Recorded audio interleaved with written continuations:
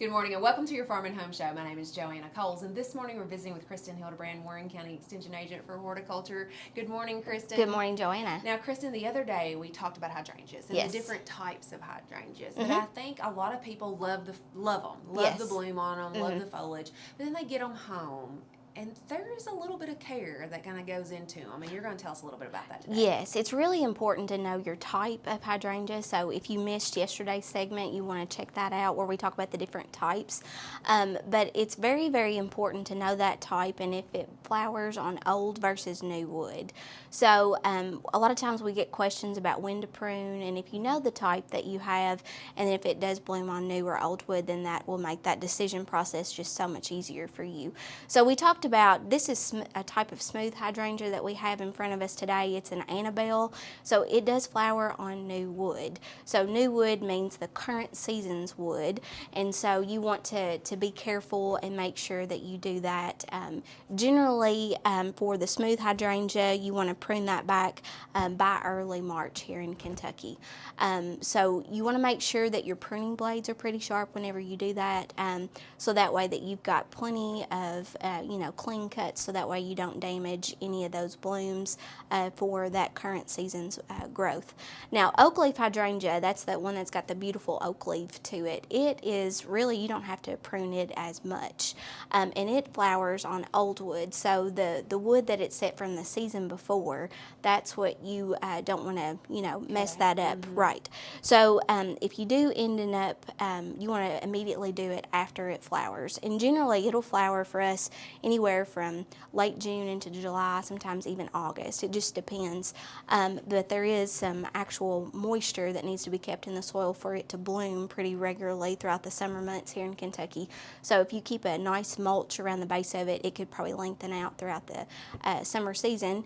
And then with the bigleaf hydrangea, that's the one that you can change the color on. Remember, we said the low acidity in the soil will give you a blue bloom, and then if it's a high pH, where it's above a 5.5, then it'll give you that pink bloom. So that one has both old and new wood. So, and sometimes it's even damaged by a lot of winter type weather, and so sometimes you probably want to look at it a little closer in the spring and then evaluate it at that time.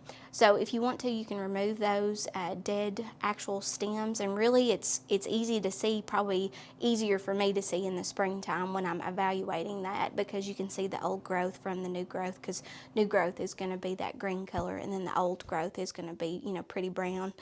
So you can actually remove that. With that big leaf type, you can reduce it down as far as your size goes. Usually you only want to take about a third of the older branches off to the base, usually in early spring. So that's the best time to do for that. And for the newer varieties, for the panicle, like limelights and little lime and some of those, you don't really necessarily have to prune those unless you just want to kind of tidy it up, make it look a little bit neater in appearance.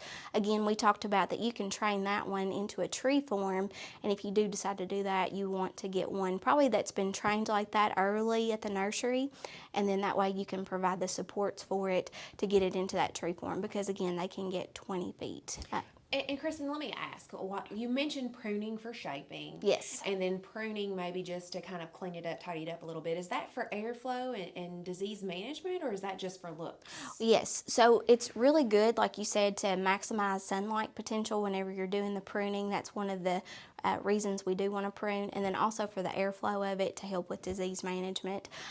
So those are all good things why we would want to prune. So if you have any questions about the pruning, you can give us a call at the extension office and we kind of walk you through that. One other thing I do want to mention is that hydrangea stands for water, and then angion stands for the vessel. So it really does take a lot of water. So you'll have to make sure that you provide that, especially early on in its establishment. All right. Well, Kristin, thanks for the information. Everybody's going to have beautiful hydrangeas if you just follow these simple tips. But if you have questions, make sure to contact your local extension office. Thanks for watching and have a great day.